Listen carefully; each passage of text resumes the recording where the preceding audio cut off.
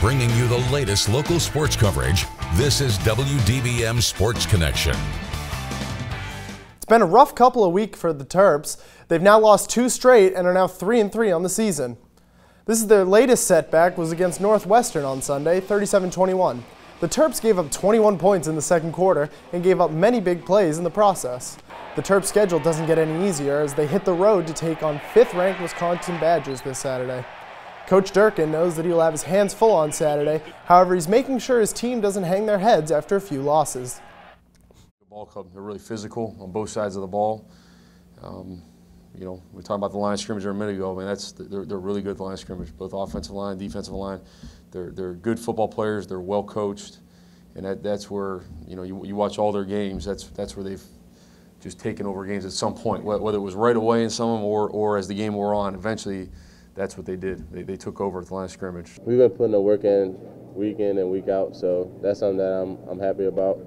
We just need to improve on our consistency, like through the 2 weeks that we just had the 2 losses. And that's something that's really stuck with everybody, so that's something that we're going to put an emphasis on. We just got to bounce back, and I think the big thing with that is just keeping high energy throughout the building. And coaches do a really good job of that, and it falls on us players as well, especially as upperclassmen, to keep the energy up and just have excitement, be out there and ready to go play every day. The leadership with the older guys and coaches, so the coaches always hype.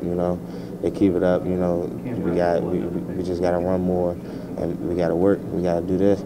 So it's just energy all around. It's the final week of the regular season on the soccer field here in Maryland, and the teams to keep an eye on have become obvious. The Urbana girls and boys soccer teams each won state titles last fall. In fact, the Lady Hawks are coming off the best year in school history, and as our very own Allie Berube tells us, there hasn't been a drop-off in 2017. The Urbana Hawks embody dominance in Frederick County girls soccer. Coach always says, no one really likes Urbana, so there's always some type of pressure on us. Not as much pressure, but we definitely have a target on our back because every team we play, it's their best game they're giving us. The defending 3A state champions have won 26 straight home games.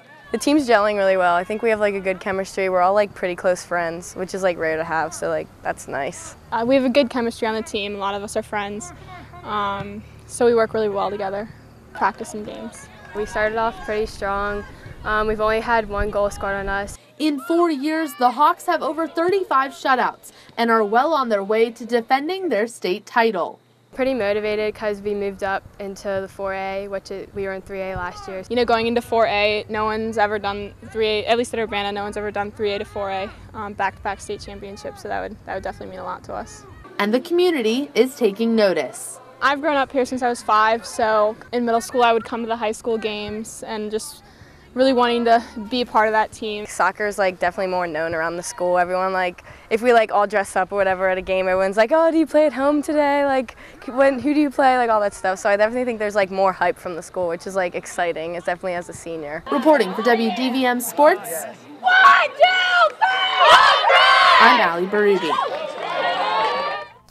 Now to the pitch, it was senior night for South Hagerstown boys, welcoming Fort Hill. The game tied at 1 in the second half when Austin Walter shoots for the Rebs.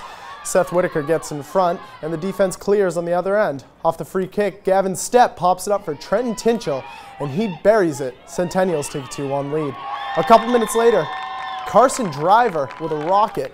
Dylan Harnish dives for the save, but Tichenor is there to clean it up for another goal. Fort Hill goes on to win 3-2.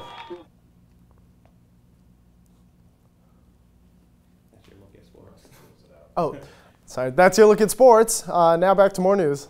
We're back with more news after the break.